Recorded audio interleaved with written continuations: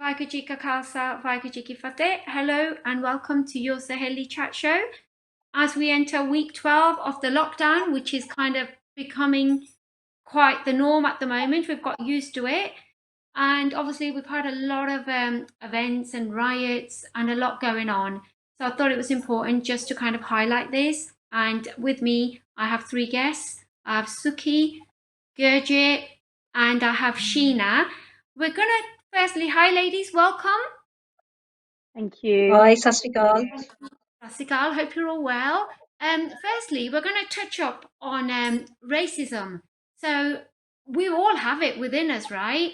And as the South Asian community, let's just touch on racism against the black people because we all, to an extent, do have this, and I just think it's important to highlight it.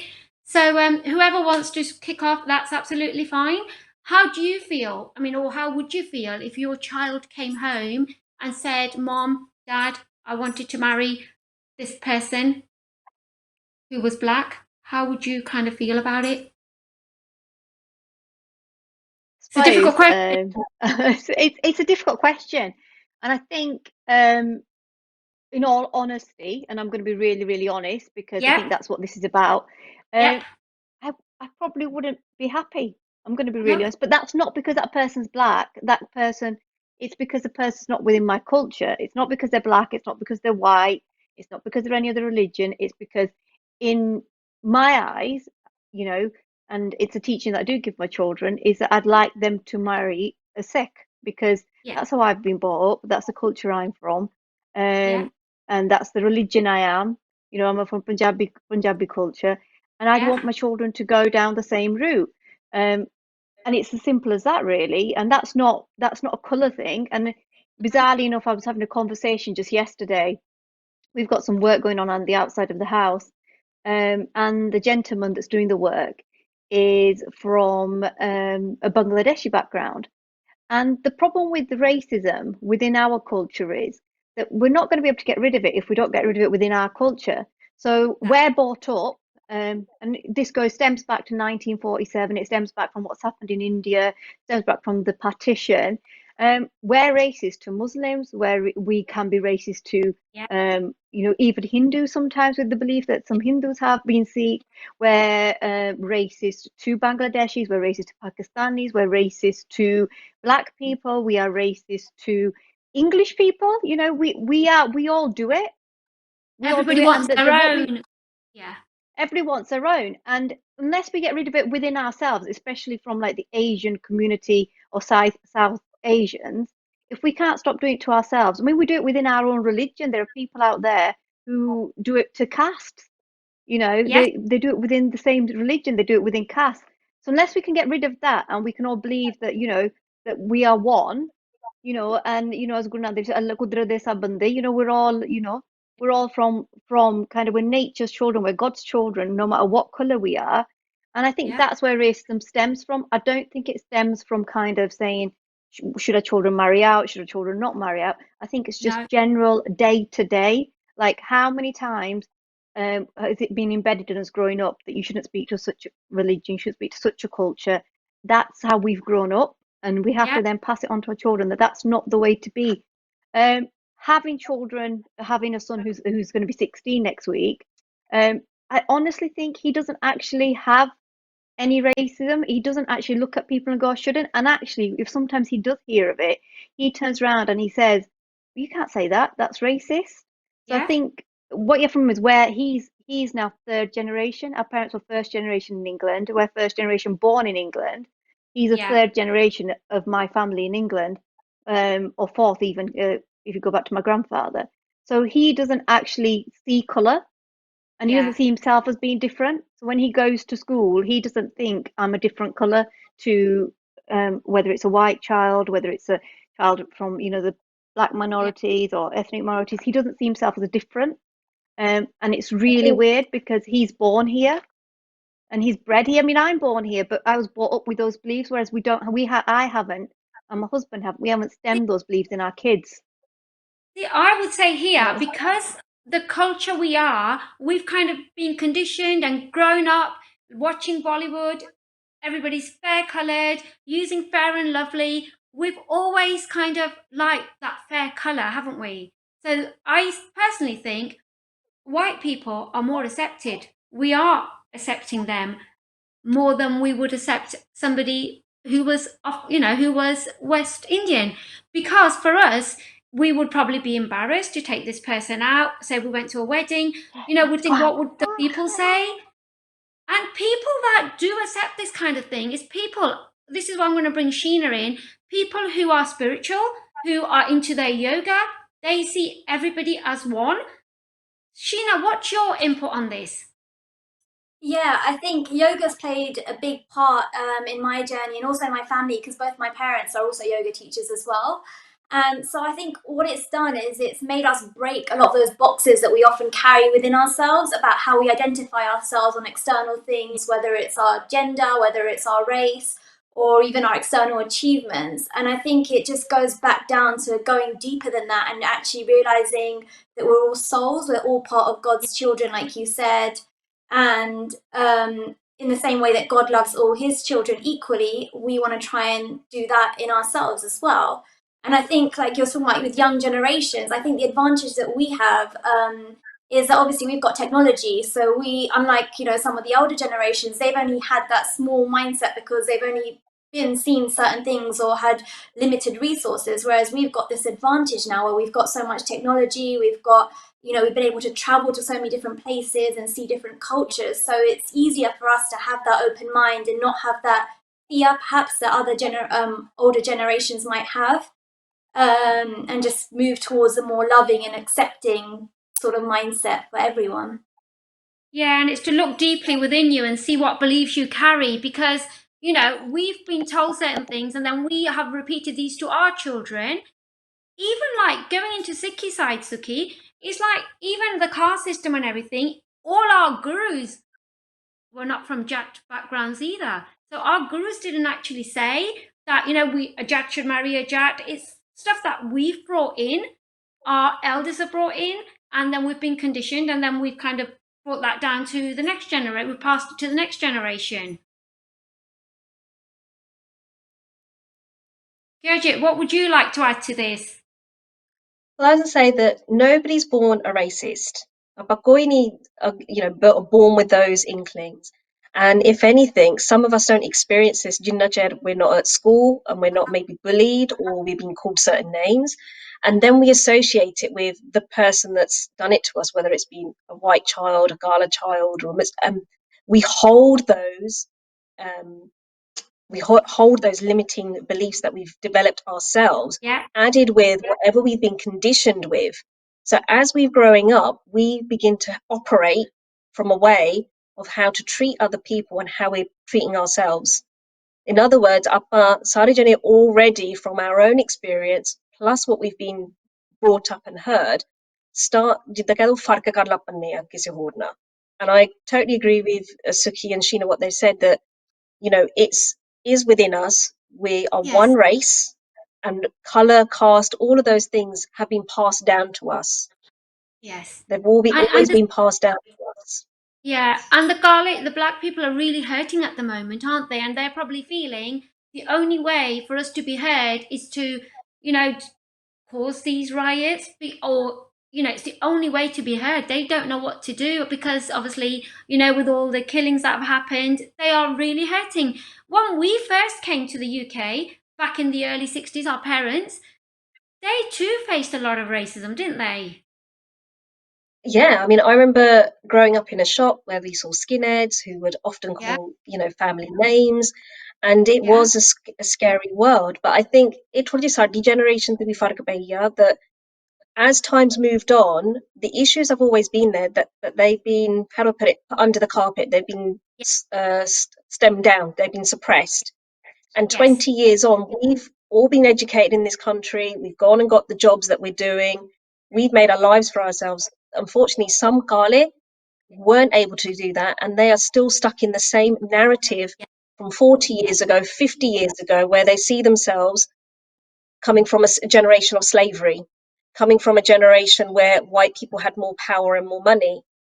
And those that haven't gone on to do the same as we have in our Asian communities, we had, let's be honest, a lot of pressure from families. Be paro likho, do well, get great jobs, set up businesses.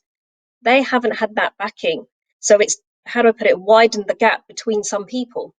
And therefore, in this moment, they feel more angry, more resentful, and more misunderstood because there's nobody there to relate to them in that way. That's not all true, though. If we really look at it, yes, they're facts, but sadly, Joyce, if we want to now start to change the narrative, like I Yes. said, I think the problem has been left unspoken for too long, and it's been Yeah. unsaid. And even some of us in our communities where we've been bullied or something's been said, we just turn a blind eye to it because we focus on ourselves and our growth and our successes, and we don't deal with it. And No. what's coming out now is that anger and frustration onto the streets. So I Yes. do completely understand, why, Black Lives Matter. They absolutely do. But I still also have this belief in the background that all lives matter. And I know they're very Yes. two different campaigns, but I do believe both matter in their own right. Just right now, Galian Ujadi support idea because nothing's about to change. And I think Yeah. it's our community will be best thing hogi. If we Yes. take And we the understand. So if we take the tick boxes that you have to do when you fill in your information, what ethnicity are you? I still don't think enough's being done on there. Sikhism is still not on there. Indian is just a really generic word, but it's still not broken out of who we are. That's if we want to go to that level. True. And like you said, we as Sikhs, as Hindus, we've all come, from India, Pakistan, wherever, and we've worked really hard and we've got that recognition, haven't we? And that makes a big difference. Anji, absolutely. And I think that's probably why we've not seen as many, I'd still say mixed marriages are there, 100%. And we've seen different religions marry within each other. But you're right, we don't hear that many of Apane marrying Kale. And I think some of that plays out because of the history that comes with it, of whether it's financial, whether it's education. I think some people are just more reserved about those things, are going, I don't want to get in a relationship with someone that I already know will not be able to support my lifestyle. So I think that does play into it because of the conditioning we've had over the years. Definitely. And we would have, or easily could have, still been where we were when we arrived in this country in the late 50s, early 60s. But look at the work that we put into all this to turn it around, and look at the recognition we get, because we too have faced racism. And I remember going to school, my brother used to have a gutti, and he used to get teased about it so much. He used to, even in the summer months, right, have a big parka coat on with his hat on because he had a gutti, and he was embarrassed because people would say, "Oh, you've got your apple, you've got your lunch for later," things like that. It hurts. And, being called a packy in the playground. We've had that, we've dealt with it. We brought a shop, like back in it would have been the 70s. Brought a shop. Not many Asians had businesses then. It was really hard to actually run that shop because there was always trouble because of racism. But now Yeah. we're fine. We kind of fit in quite well, which we're so grateful for because we have done the hard work. Yeah, I also think it comes down to how much you hold on to what somebody says to you, Yeah. because it is about the language we use, and some of us hold on to that language, ਗੱਲਾਂ, shall I say, that ਆਪਾਂ ਉਹਨਾਂ ਨੂੰ ਦੁੱਖ ਲਿਖ ਕੇ ਬਹਿ ਜਾਂਦੇ, ਹਾਏ ਮੈਨੂੰ ਫਲਾਣੇ ਨੇ ਏਦਾਂ ਕਿਹਾ. They may Yes. have said it, but you're not defined by what somebody said. ਤੁਸੀਂ ਉਹ ਚੀਜ਼ No. ਨਹੀਂ ਬਣ ਜਾਂਦੇ. No. ਇੱਥੋਂ ਤੁਹਾਨੂੰ ਆਪਣੀ ਚੋਇਸ ਬਣਾਉਣੀ ਪੈਂਦੀ ਹੈ, ਇੱਥੋਂ ਆਪਣੀ ਮਾਈਂਡਸੈਟ ਨੂੰ ਬਦਲਣਾ ਪੈਂਦਾ ਵੀ ਮੈਂ ਜੇ ਹੋ ਗਿਆ ਤਾਂ ਹੋ ਗਿਆ, ਜੇ ਮੈਂ ਡਿਵੋਰਸੀ ਹਾਂ ਤਾਂ ਮੈਂ ਡਿਵੋਰਸੀ ਹਾਂ, it doesn't matter. ਜੇ ਮੈਂ No. I'm a single parent, I'm a single parent. If I'm Yeah. disabled, I'm disabled, but you're not defined by it. No, No, you're not. you're a human being. That's why you've got to look at yourself, don't you, all the time? Check on yourself. How are you feeling emotionally, physically, mentally? And wherever there needs to be work done, you have to do it. Otherwise, Yeah, you get yourself in such a state where it's just a downward spiral. So that's why we Angie. bring on people like yourselves, whereas, you're the relationship therapist, Suki's a financial advisor, and Sheena teaches yoga. So, people like this are really needed, especially now. And Sheena, the yoga, that helps, especially during difficult times like this, to help you feel grounded. Like, there's a few poses that if you did them, that would make a massive difference, like the tree pose. Just tell the audience a little bit about what poses can help them and how, it can be mindful for you. Yeah, doing something like tree pose where you're balancing on one leg is brilliant, because when you're Mm, balancing on one leg, you can't really let your mind run in 1,000 different places and no. have loads of different thoughts. So you have to concentrate, you have to be present in that moment. And that really just helps to calm your mind down and help you feel grounded, like you said. And also, we have things like pranayama, which is certain techniques where you slow down the rate at which you're breathing, and meditation. All of these things combined, they can really Yeah. help you to, just feel so much better within yourself, reconnect with yourself, and almost just hit reset and drown out those noises from the outside world and just reconnect with your own truth again. And Yeah. I think that's the thing. Like with yoga, I remember when I went to my first yoga class, what surprised me was that there were people in that class of all different ages. We had different races. We had some people who ate meat, some people who didn't. And I think it's that idea where you're doing something together, and the word yoga actually means unity. That's what the literal translation from Sanskrit means, unity. So it's all about not judging people on anything external, but it's a journey you take within yourself, to develop that relationship with yourself and become ultimately closer to God and to other people as well. I think that's And what makes it there for everyone. And that's probably why you are such a peaceful soul. Because I remember when I had the conversation with you and you were talking about your parents as well and your sister's experience and how they were so accepting. Yeah, Would you share I a think, bit of? yeah, my parents luckily have always been quite open-minded, with me and my sister when it comes to relationships and things like that. And I think yoga has played such a big part in that, because whenever we've had, a partner, they've always said that they're going to look at the soul of that person ultimately, not, it's not so much just about what qualifications they've got on the outside or how much money they make or what color the skin is or things like that. They've always said that, go deeper than that, look at the soul of a person, look at how respectful they are towards you, look at their values, things like that. And then make your decision about whether you want to go forwards with them or not. So I think it's about that aspect of loving unconditionally and seeing beyond the surface, that makes Brilliant. it a pure relationship. So yeah, luckily my parents have always been like that. But I think that's why, even if, it's other, like if I did get married to a black person, I think my fear wouldn't be necessarily my immediate family, but it would be, like you said, taking it somewhere else, how other people may look down upon it and stuff like that, and make that person feel uncomfortable, which is something that I think we need to start changing in our communities. If someone has decided they want to marry a black person, Yeah. then I feel like we should be able to be welcoming towards them, and actually get to know that individual before we judge them so quickly in our heads, that like some people sometimes do. Anything from any of the other ladies? I think that's the bottom. That's Mm, it. It's you should be able to accept everyone. And that's it, because who knows where, our children are going to go, who knows what they're going to do. exactly. And at the end of the day, accepting is important. But I think also, going back to like what we feel or what our prejudices maybe has been brought with black people, is being in India, it really, people didn't see it. And obviously, fair skin has always been valued. You come to this Yeah. country, and to be fair, you take on the prejudices of the people that you surround yourself with, which, looking at the history between kind of the white and the black, the two ethnic groups, the blacks were always treated low by the whites. And as Yes. Indians and, Yes. anybody from South Asia, we've took on the prejudices of where we're living, because actually there wasn't probably when our parents, they probably didn't even ever see a black person in India, or in Pakistan, anywhere in South. It's not something they generally came across. um, and then obviously the whole old-fashioned factor of, that fair is lovely, and all of that plays in, and the black color didn't fit in with that. But I think what we have to look at is we have to look at the human being.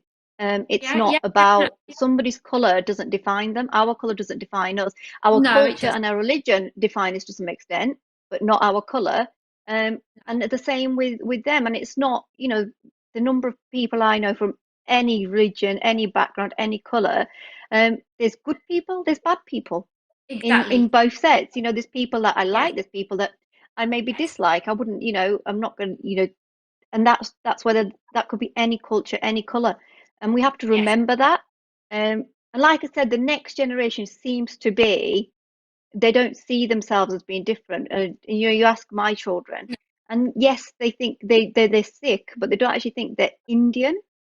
They Yes. think kind of the British. You know, that's where they come from. They know their Yeah. religion, but the Indian factor Richard. Yeah. doesn't really And necessarily they fit them. don't have any false beliefs, do they? You know, No, children nowadays don't have any false beliefs because I think if anything, the real virus is our false beliefs. That's what's yeah, killing us. That's what's bringing us down. Nothing else. And Yeah, it's it's the they like the don't. mindset one. that's been held on to. Yeah, and Yeah. it's the Sorry, one bad Benji, go on. experience. It's the one bad experience. Somebody has one bad experience, and all of a sudden they taint Yes. everybody with that. Yes. And you Yes. know, when we're hurting, it's because we're not accepting what is. We're just not accepting it. We're expecting. So that's what we need to let go of as well. Accept what is. Yeah, And don't worry too much about what you can't change. Sometimes we spend so much time focusing on what we can't change or do anything about. That's not going to change. So just accept what is, look after yourself, and when you feel low, go back to your breathing. When you can't do yeah. anything else, you can still breathe, can't you? That's it. I mean, Yeah. I've took on in this period here that we've had, I'd say the last 10 weeks, I'm doing a lot more yoga, and I'm finding it does. I find the mornings where I do an hour of yoga, I Yeah. find that the rest of the day I'm kind of like a lot calmer. I Yeah. feel calm. I feel like you set, if you do it first thing in the morning, you set your agenda for the day. It clears your brain, and you just don't, it kind of, and you can leave yesterday behind. And I think that's one of the biggest things that we have to learn within this period where we're sitting in the same place every day, that Yeah. we're going to have bad days, we have good days, but if we can leave yesterday behind and start afresh every day, it Yes. honestly makes it a lot easier for yourself and for everybody that you're living with.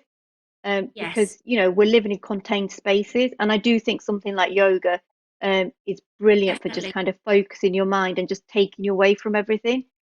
And Sheena's probably going to agree with this. Sometimes you go through a Yes. practice of yoga, you actually forget what you were stressed about because you've had that time to take it away. And obviously Sheena's the expert, and I'm sure, you know, she can more than better than me tell the benefits of yoga. So Sheena, how many times a week do you do your yoga? Is it daily or is it a few times a week? Yeah, I'm doing it pretty much daily at the moment. I have a class almost every day, a little bit less during lockdown. But even if I don't do the physical stuff every day, I always make sure to try and do meditation because I find that in terms of my mental health, it just helps so, so much. Like you said, it helps you start your day in the right way as well. Because when you feel good inside yourself, you know, you're so much more confident with everything else you do. You have better relationships with everyone around you as well, and you've just got so much more clarity inside as well. So I find that meditation is my number one thing, and obviously I love doing the physical aspect as well, but even if you've only got a few minutes, then I definitely recommend doing a bit of meditation every single day. Brilliant. And it Just for the starts program. with, you know, that relationship with yourself, because when Yeah, that's great, all the other relationships are going to be great because they all go hand in exactly. hand. And the most important one is with yourself. So you've got to look after yourself, put yourself first, go out for the walk, eat well, do your yoga, or do some other exercise. You know, this week, for the first time, I started to do a few planks, press ups. I tell you what, because they say, don't they, the parts of your body that you stop using, you start to lose muscle. So it's important to use the whole of your body and do different sort of exercises. But I tell you what, doing these planks and press ups, my arms really ache, but it's obviously working. So we've got to keep doing whatever helps us. Yeah, and it releases Ladies, stress from your muscles as well, and it changes your brain definitely. as well. You know, it releases endorphins, serotonin, which are all natural antidepressants and Yes, things like that. So it just changes you from the inside completely as well. absolutely. Thank you so much, ladies. You know, the time goes so fast on these when we start these conversations. Thank you so much to each and every one of you, and hopefully we'll bring you back on again soon. Vaigu Ji Ka Khalsa, Thank Vaigu Ji you. Ki Fateh. Thank you. Thank you. Thank you.